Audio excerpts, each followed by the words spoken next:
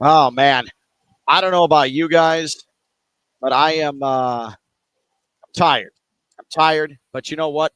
We're going to handle it because it's an FAU win. Florida Atlantic victorious here tonight. It was an 83-78 victory for FAU in overtime against Boston College. And this is the Florida Atlantic Voice Post Up, the Post Up show for the first time in this 2025-2026 season. A reminder, Florida Atlantic Voice presented by Robes Law Group, personal injury lawyers, ROBES, Robes Law Group. They are in the community for you, and they have the Robes Shield app right there for you. So pertinent, so clutch. If you have an accident, you can document everything you need to document right there for peace of mind and for memory purposes for your lawyer or for the insurance companies. Robes Law Group has you taken care of. Presenting partner of the Florida Atlantic Voice. He is Damon Arnette. I am Ken LaVicka. And man, that was that was I I will say, well, it was dramatic and it was emotional and it was gut twisting and at times it was rock punching. Uh, it was a roller coaster. This is as good an advertisement for Florida Atlantic basketball as you're going to get to a season opening capacity crowd against an ACC team. This had everything. It had clutch shooting. It had emphatic jams. It had some sloppiness involved. It had some really physical play. You had players going head to head, forehead to forehead at times, and jawing at one another. This was just a good ass college basketball game. It really was, Ken. I mean, you get to your point, it had all the elements of drama Yeah, involved in it, and some of the drama, the negative stuff, or the bad stuff, or the careless stuff, such as the turnovers and the missed layups, and those type of plays that contributed to the excitement. Honestly, it's the first game of the season, right. so you kind of understand why people, why some of the players came in not being able to execute routine plays. Yep. Then this place was full. Everybody on this team, except for two players, has never experienced this type of environment, Right. and I think they were pleasantly surprised. But it takes a while to kind of shake all that nuance off, and get to playing ball. Hit the chat. It's live. We are reading your questions, reading your comments, and we are addressing all of this. A live recap of tonight's 83-78 overtime win. FAU beats Boston College, and it was quite the broadcast on the Florida Atlantic Sports Network with myself and Damon Arnett. We'll have highlights coming out on social media as we go out through the course of the evening and into tomorrow. I'm curious in the chat, who is your player of the game?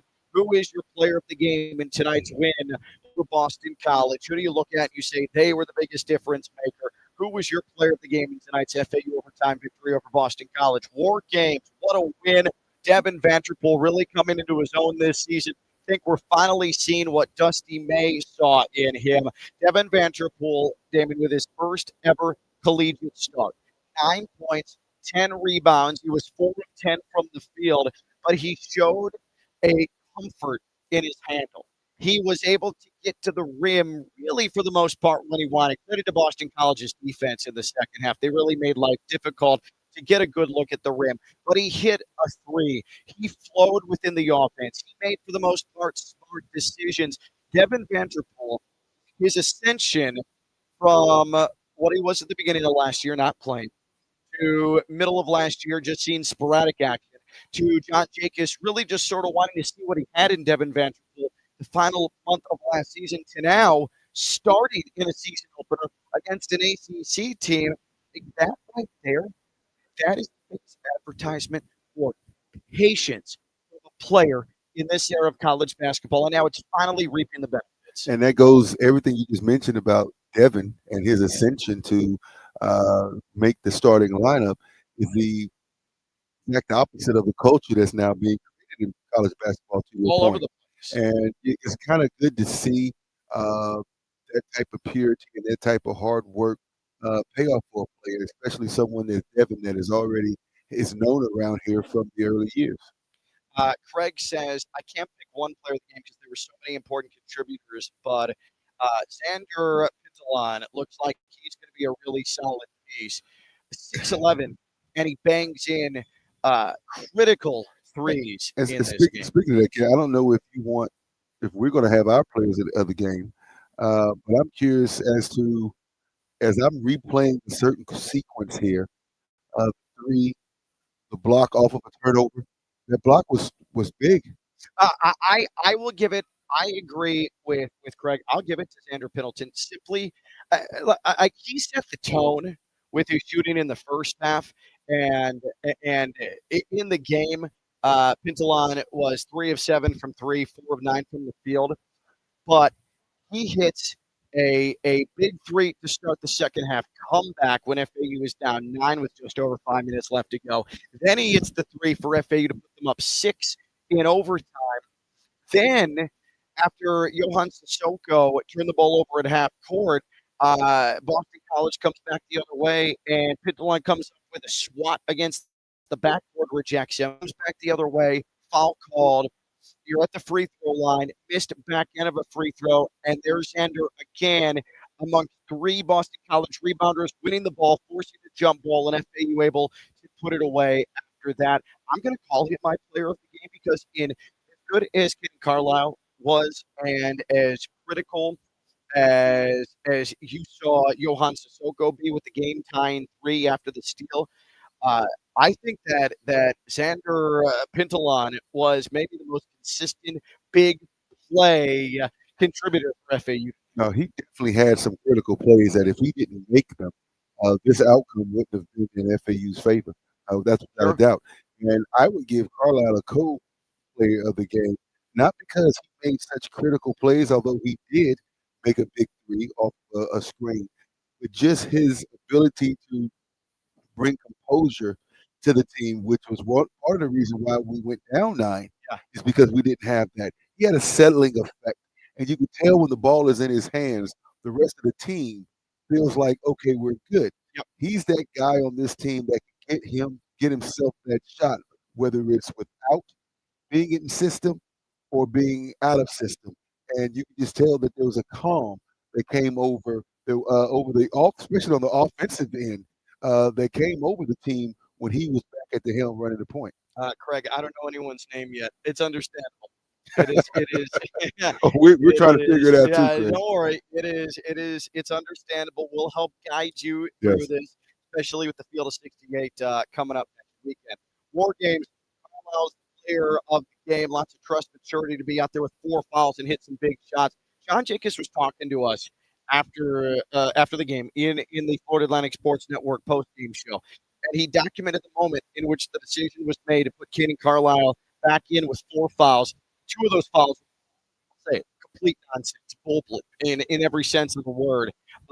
Especially considering 2 of his 4 fouls were ticky tack, and then in the final 5 minutes of the game, nothing was called. It was Nothing just was a called. rugby match out It, there. it, it was, and Um, remember Devin drove the basket to try to win it. yeah, and It- he literally got his arm hooked, yes, and nobody said anything.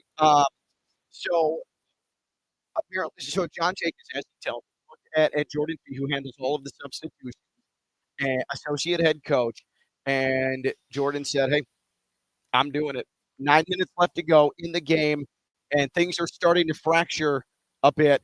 And Kenny Carlisle comes in.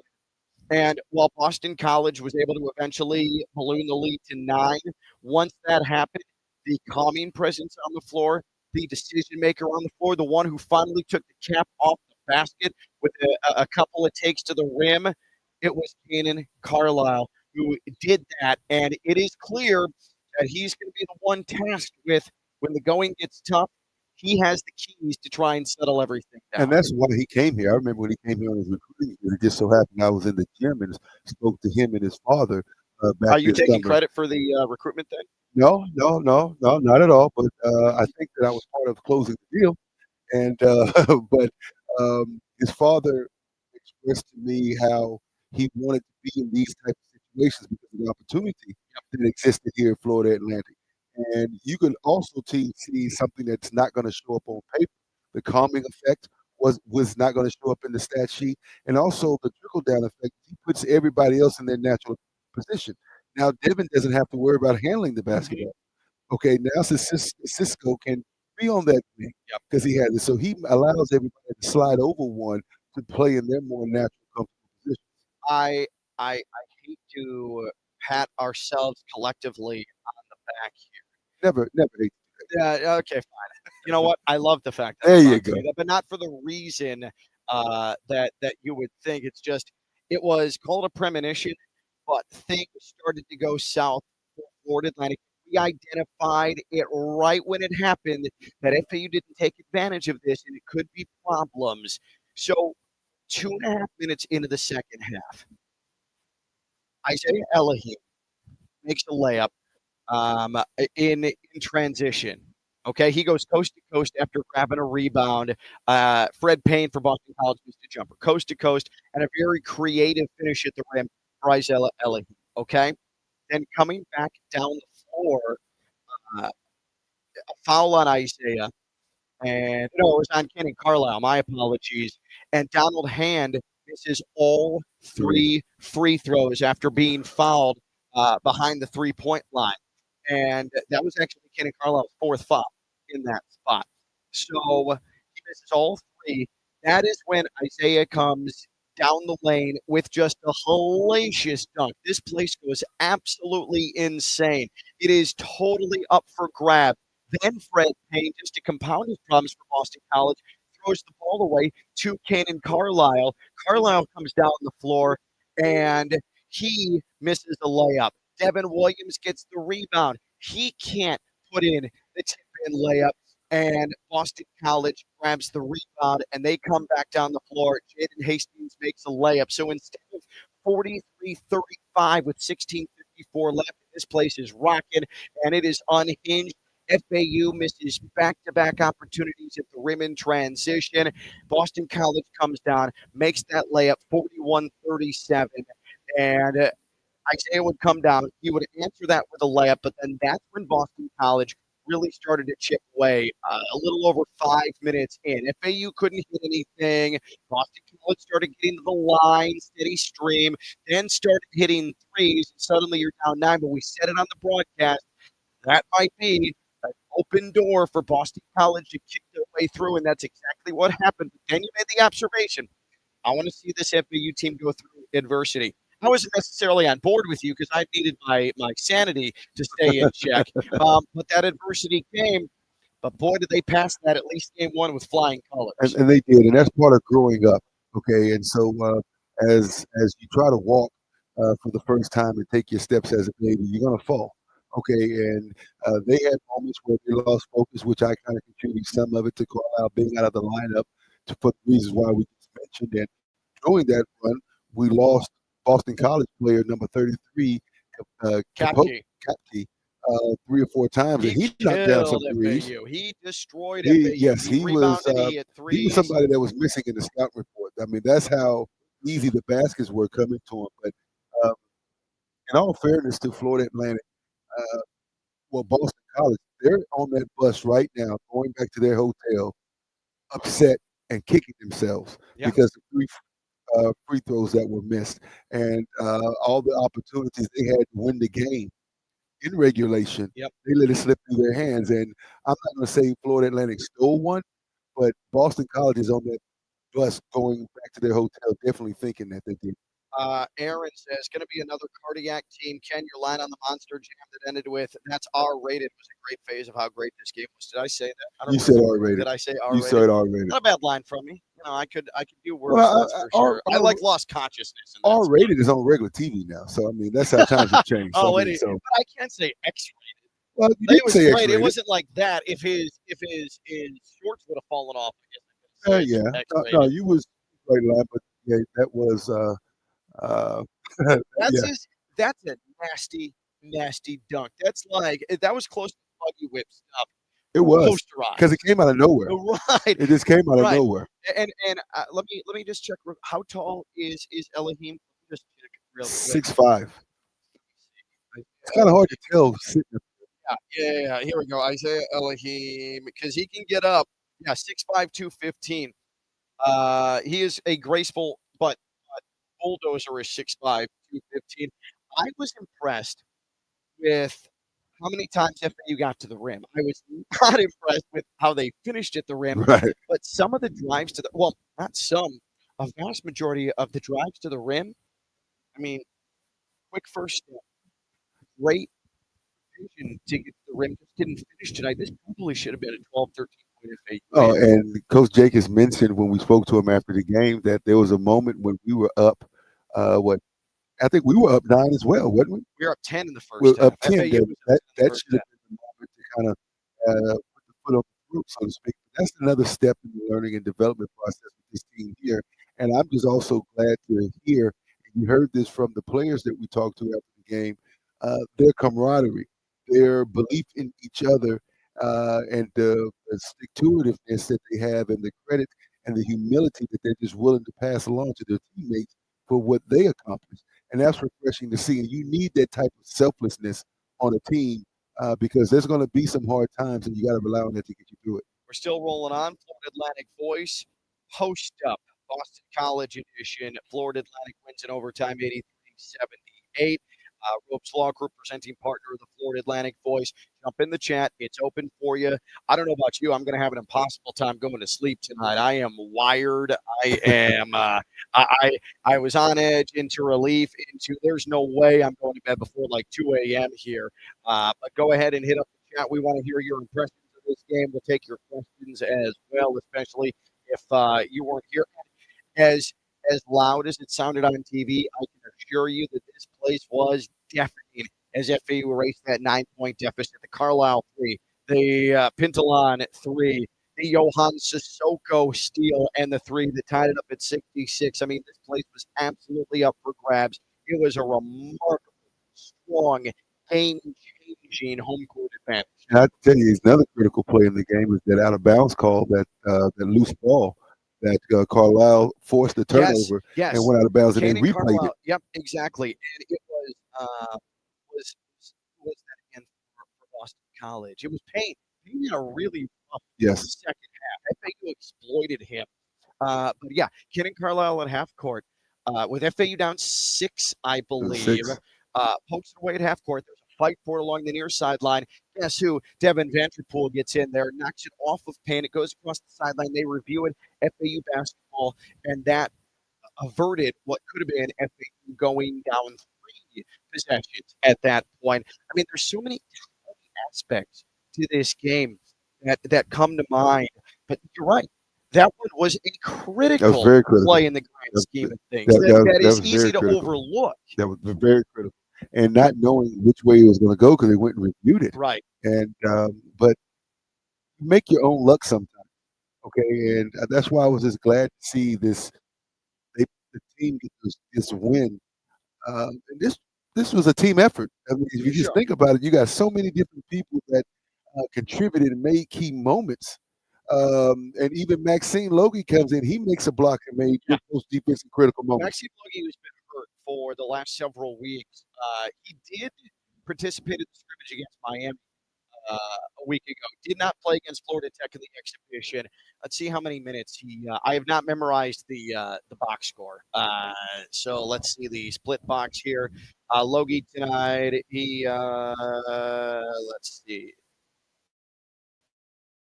Yeah, he was able to get 3 minutes, but in that time came in with 2 rebounds. He had a block as well. He hit a free throw. So again, it's only 3 minutes, but he came in and he sort of Yes, changed the complexion of the game. And he came in when FAU's five on the floor was struggling with it. Katie Carlisle is in foul trouble. Devin Williams was having trouble underneath getting any sort of position against Boston College's sizable men. Hastings, in particular, who has yes, blocked a couple of shots in a massive way tonight, and at least helped FAU tread water a little bit. yes. It seemed like. No, he definitely came in and plugged the gap. That is what you call it in those moments right there. Those were 3 big minutes. Yeah, Okay, and he was effective. You stat line of what he did in such a short amount of time, because that was in the moment that we were trying to cut into this 9 point lead. right, right. We're going to get to Johan Sissoko in a second because he is just incredibly fascinating to me. But War Game says BC looks like they're really going to struggle once they hit ACC play this year. Would be amazed if they win more than 2 or 3 games. I don't know. They were awful last year. They finished 17 of 18 teams in the ACC. Miami was the last place team in the ACC. I don't know. I don't know what Boston College is going to be. I think that their point guard play leaves a lot to be desired with Forte, the South Dakota transfer, who's a really strong defender, but I think he's not the greatest option in terms of running the offense. You have Payne, who had a rough night. Yes, he had 7 assists, but your point guard turns the ball over 5 times. That's a little bit of an issue. Hand is good. He's good. FAU, though, I think did a good job keeping him Yeah, efficient tonight. ACC Most Improved Player a year ago got a vote. ACC Preseason Player of the Year. Yes, he had 20 points, but he was 6 of 18 from the field, 2 of 7 from three. One of those threes was one that toilet bowled 4 times around the yeah, rim in the final 30 seconds of overtime, and he was a dreadful 6 of 13 from the free throw line. This was between these two teams. This was one of the worst exhibitions of free throw shooting uh, here. and that is something that honestly will come back and bite you later on in a different type of game. How many returning players was on Boston College from last year? Not many. It was one thing. Here, let me look at my chart here. I know And they reasons had 7 newcomers. If you can find my Boston College one here, I know that this is. I don't know what I did with it. I had it marked. and, They, I know for a fact they had 4 transfers come in, and I believe they have 3 true freshmen that have come on as well. I want to say there was 4 returning players for this team. and the reason With why I Hand say being that one of them, and um, uh, why do I keep blanking on Payne's name? Fred Payne, another one of them. and the reason why I say that is because whatever happened last year was last year. I mean, a big portion of the chemistry and the makeup of this current team, they weren't on that roster from last year. Just like our team is not the same team from last year. So whatever their record is, to I guess whatever comment War Games was making, um, yes, but this is not the same team. The roster's different, and you bring back a player that is getting votes to be Player of the Year in the ACC. And so this team, you never know what's going to happen. But now that we beat them, you should root for them every game. Yeah, yeah, you absolutely should root for them every game. Here's I don't know what this game is going to look like down the road with a resume. I don't. I would I wouldn't be shocked if Liberty and Charleston mean more on a resume than Boston College ends up But you meaning. think they're going to fall out of a quad for a win? No, no, no, no, no, no. But what I'm saying is that it wouldn't be out of the realm of possibility for that. Best case scenario, if AU gets a quad 2 win on it, Boston College is not going to be a quad 1 on the resume. They're not going to be in the top 50 in the net. But say Boston College, like the ACC is it good? Yes. The bottom 9 to 10 teams, the ACC are average at best. Like teams in the American would have a consistent time beating the bottom But 9 to 10 they're still in teams. the ACC, and I'm sure they Oh, no, for give some sure. type of weight to it. There is going to be some weight to it. That's why I think that you can absolutely think that this is a quad 2 win, but I'm not going to say that Boston College will be a quad 1. Well, just looking at Boston, just speaking about the But it would be a potential, pleasant surprise. yes, it would. And just speaking of that, their little preseason schedule before they hit the ACC, um, they have the Citadel. I'm just highlighting Yeah, that's some, their home opener. They might play Tulane in the Charleston Classic. yes, and they have a Davidson and a LSU. Yeah, I mean, and outside of those two games, from a name perspective, they should win most of these games. They play a New Haven, a UMass, a Fairleigh Dickinson, a yeah, but those are all going to be quad 4 wins for them, which doesn't help the cause. But again, it matters. Like every team in the country, it's going to matter how they're playing when they go into conference play. But FAU in the non-conference had it was the number 3 most difficult team that they could possibly play in the non-conference, according to Kent Pop. So this was going to be a resume game for them. FAU ends up hopefully turning this into a resume game on their end. well, I would say this: played them, we won. It's time to move on. But this definitely was a good win, no Yep. matter how you look at it. It's a resume builder. Okay, regardless of what they do, as long as they don't just tank it for the rest of the season. This was a resume building to get in that large bid. Greg wonders, how is Boston College 98 in Ken Palm and FAU is 132? It's because no one knows anything about it. Like, Yeah. quite simply, your Ken Palm ratings, net rankings, there is some carryover from the year before based on returners, but very few of these teams have enough returners to fully paint a picture about what this team is going to be. So you're taking offensive and defensive metrics and applying them from things that happened a season ago when a lot of these teams have 75 to 80% roster turnover. So it's a very inexact science, and it's why you can't pay attention to the net or Ken Pom until late December. But if they had them ranked ahead of us, we beat them. So either way, no matter how you look at Yeah. it, I mean, it was a great win for us. And maybe they're where they should have been, but we were not. We should have. Yep. Hexter, I like this team. We have depth and size, cautiously excited. Yeah, I would think, and I think John is the coaching staff taking everything with caution. It's not like you are going to fully throw yourself into the deep end of the pool and say, we are going to be in the American Conference race in the final week of the season. We're going to be in at least the semifinal of the American Conference tournament. No, but this team showed resolve tonight. This team does have depth. I mean, you have guards for days on this team. I think interior, you still have some significant Right. questions to answer. As good as Andrew Pintalon was at 6'11", you don't want him to just be camping out at the perimeter forever. But yeah, there is depth. And the one thing that really stood out tonight, guards rebounded the basketball. Yeah, they The guards rebounded got in there. very well, and our guards or six. Well, you call them guards. I mean, you got 6'5" guys going Yeah. in there and jumping. Well, let's look at this real. So, Nico, 3 rebounds tonight in only 13 minutes of basketball.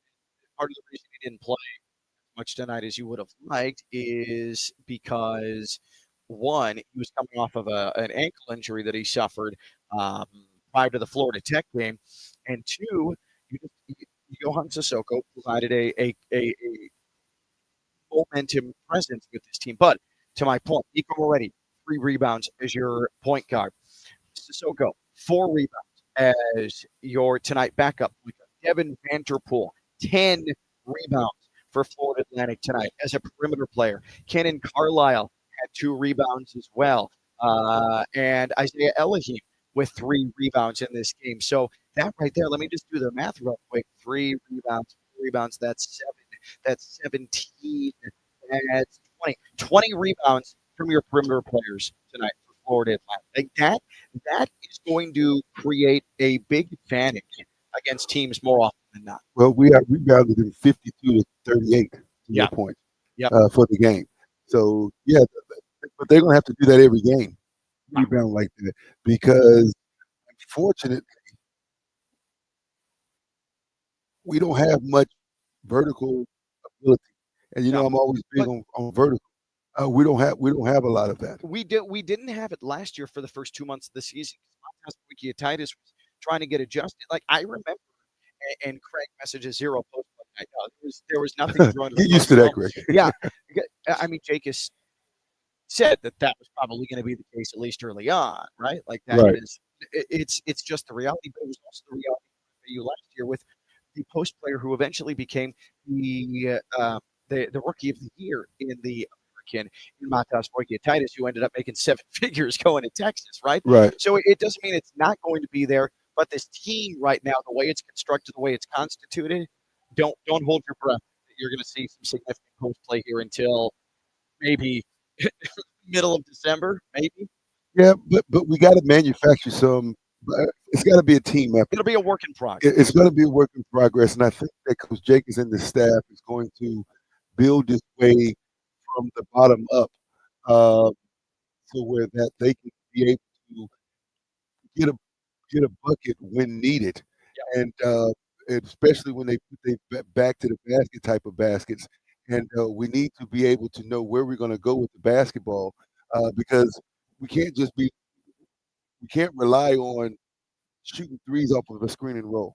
Right. And we're going to play a good defensive team. What happens is it's something that I was expecting Boston College to do is go zone. When you go zone, you're really not going to. That takes away all that beating the paint off dribble penetration and a kick. So what happens to us then? Yeah. Okay. So there's some adjustments to be made on both sides of the both ends of the floor, and I'm sure Coach Jenkins and the staff is aware of that. Yeah. Yeah, yeah. No, that's a great point. Now, say you have Devin Williams in the middle of the zone. The way that FAU was kicking, especially in the first half, and finding open looks at three almost every time down the floor, even if they didn't take the three, I wonder if Earl Grant was a little bit scared of because Devin Williams has vision as well. He wanted something more perimeter oriented, which Boston College did a good job of in the second half. FAU, and I made note of it to you with about 8 minutes left to go in the second half. FAU, after hitting 7 of 13 from distance in the first half, only took three threes to that point, and were 0 of 3. And then finally, they were able to take the cap off the rim at a very opportune time in the final 5 minutes.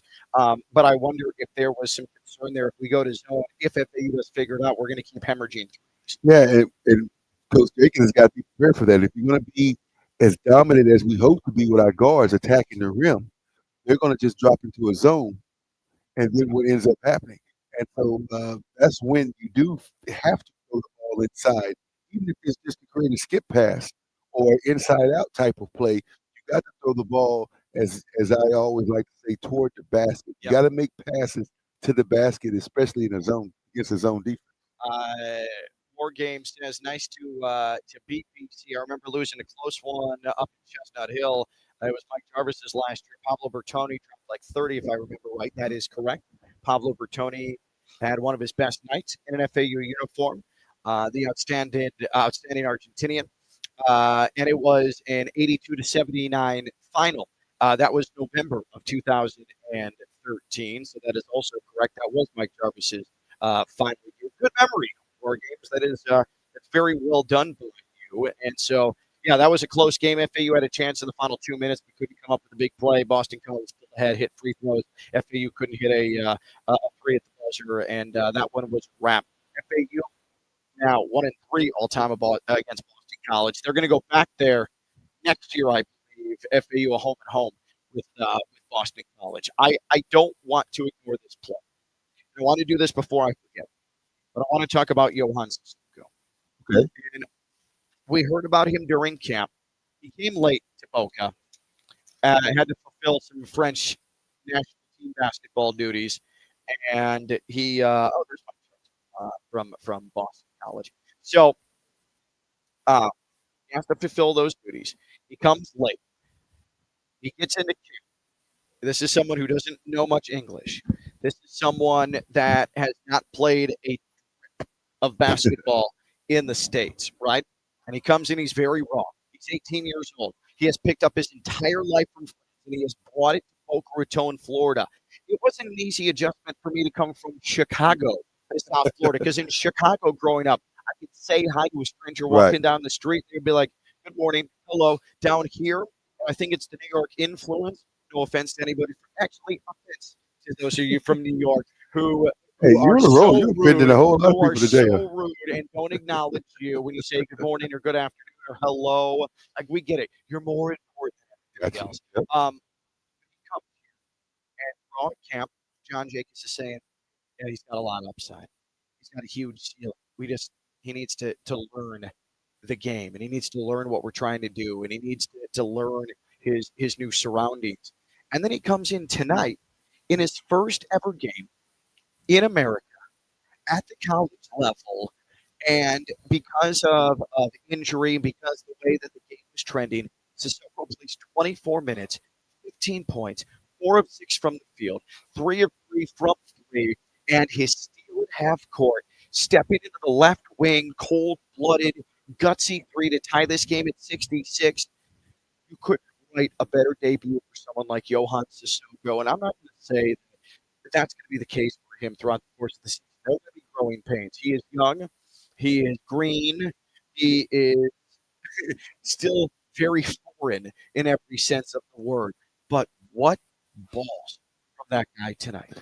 For lack of a better word, what balls from that guy? Yeah, and it was just glad to see it. And as he was dribbling up on that shot to tie the game, I could tell he was shooting it. He was getting into his rhythm and his footwork to do a step in three, step into that shot and get a three up. And I knew it because he wasn't his energy to attack the basket. He decelerated himself halfway through, collected himself, put his feet underneath him, squarely and rose and shot the shot, and he's always in the gym. Yeah, and one thing he said when he talked with us, and he did his first ever on-air English interview tonight with us on the Florida Atlantic Sports Network. It was amazing. Yeah, His English in the last 3 weeks has come an awful long way. And he said when we talked to him, I took that three much like most of what I do because I have a feel for the game. You feel it if you're a bowler. You feel what needs to happen. I think at the college level, especially, there are a lot of players who don't feel and they're too mechanical. yeah, You see it a lot, yes. especially amongst big men. But for him to come in here and there's the language barrier and there's learning the offense, and he was a late entry into this roster, him able to work off feel, I think that knocks down a lot of the obstacles. Oh yeah, I mean he was impressive tonight, and so now as he continues to find his and make no mistake, again, this is not just for Sissoko, but all the players on this team has got to find their role. Yeah. Some players are going to fall into it, some players are going to play themselves into it, and some players the coach is going to tell you what your role Yeah. is. You could see him playing himself into a role that is definitely going to add a lot of depth to this team from his position. And I keep saying this. A lot of people have asked me out on the street, "Hey, Damon, what do you think about this year's team? What's one of the biggest differences as they start comparing?" And I always say, last year's team, and even the Final Four team with Dusty, you had guys that could shoot. Yeah. They could knock down a three. They had the capability to do it. This year, we have shooters. Mhm. There is a difference from being a shooter and someone who has the ability to knock down a shot. This year's team has at least 5 shooters Yeah. on the team, including our quote unquote center. Yep. Okay, who Coach Jenkins is running down screens for him when you're taking the tallest guy on the court away from the basket to shoot a three because he can stroke it. So that is a good dynamic to have if you're Coach Jenkins. Before we wrap this up, Florida Atlantic Voice Post Up Boston College edition after FAU wins 83 to 78 in overtime. A couple of numbers that encourage you, a couple of numbers that concern you from this game tonight. And nothing's an absolute. Just because you see certain numbers that stand out to you on a score sheet, one game doesn't mean it's going to be the same the next matchup. But just looking at it on its face, numbers that make you feel good. FAU 20 to 3 on the fast break tonight. If you put up 20 fast break points and you have a double digit advantage in margin of fast break points, you're going to be in good shape more often than not, right? Points in the paint. FAU against an ACC team able to collect 32 points in the paint, same number as Boston College, but FAU does it with your four-man, Devin Williams, having a tough night finishing at the rim and primarily doing it with guards. Now for the concerning numbers. FAU gets absolutely blasted on the glass tonight. 52 to 38, including 14-9 on the offensive glass, leading to 19 second chance points for Boston College and 8 for FAU. That needs to get better, and you have two teams that will get after you on the boards, Liberty and College of Charleston coming up. So I can almost assure you, John Jacobs has already circled that, probably circled it as it was progressing throughout the course of the game. FAU vastly out-rebounded tonight, and it led to problems on second chance points, which is really how Boston College was able to start throwing that 9-point lead. Well, if you think about it, Ken, to your point, we always big on shot attempts. Shot attempts equals possessions. Yep. Okay, that you had a chance to score some points. It was tied. 67 field goal attempts apiece. Even despite all of that, you tied Boston College in shots. But if you think about it, if you don't have those careless turnovers, Yep. okay, so now you're starting to widen the lead. Yeah. Now credit to FAU, they turned it over 12 times, but they really took better care of the basketball in the final 7 minutes of this one, and they forced 14 Boston College turnovers. So that is promising. 13 points off turnovers to Boston College's 7. That, I mean, that's your difference right Yeah. there. Plus 6 and it ends up being a 5-point game in overtime. So another encouraging number. But again, we look at these on their face, and they're not trends until you see about 6 or 7 box scores Right. before you start to say, "Oh, we might have an issue. Oh, we might have an issue." I want to just to give you context in what FAU overcame. I'm going to look at my chart here, and I'm going to go to the play-by-play of the second half with 3:20 left to go. And I guarantee you, when I start running this down, Damon, you are going to remember this sequence like the back of your hand. Okay, so Cannon Carlisle with 4:12 left, FAU within three with a three, 62 to 59. That is just moments after. Uh, Johan Sissoko finally hit the first three Right. of the half for FAU with 4:44 left to bring FAU to 6. That Cannon Carlisle jumper makes it a 3-point game. This place is going absolutely crazy, okay? Chase Forte comes down the floor for Boston College, misses the 3. Kapke, offensive rebound. Forte goes back up, misses a turnaround. Forte, another offensive rebound, and Pintalan is called for the foul. Forte makes a free throw. Forte makes a free throw. It's 64-59 at that point. And I said, put a pin in that moment. With 3:20 left to go, that right there, you get 2 stops on the same Right. possession, but then you can't grab a rebound twice, and Forte goes to the line and hits both free throws to go back up 2 possessions. That's killer. Now, Cannon Carlisle, and this speaks to how veteran and how much of a leader he portrayed late in the game. He comes back and hits the layup right away, and that at least gave FAU the ability to say, you know what, we can get buckets still. Yeah. And there was an awful foul that was called down the stretch, but FAU then gets Carlisle 2 free throws. He makes 2 free throws after he gets knocked to the ground, getting to the rim. That follows the Sissoko 3 off the steal. But FAU not losing the game in that sequence with 3:20 left when they could have crumbled right there after starting to show life.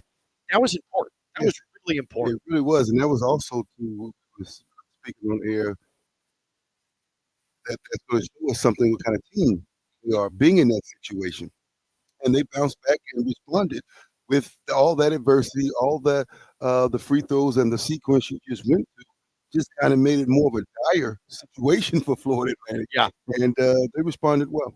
So Florida Atlantic wins 73-68. Don't forget, this is going to be in full podcast form tomorrow morning for everybody that didn't get to see this live. It's also archived on YouTube, and we'll put that out there and do all those things, whether you watch it at home, whether you listen to it in the car. We've got it for you, and it'll be available in full audio form. Next weekend, going to be a little bit different setup here. So Saturday, I will not be making the trip to the first game of the Field of 68 when FAU plays on Charleston. We'll have a backup broadcaster up there.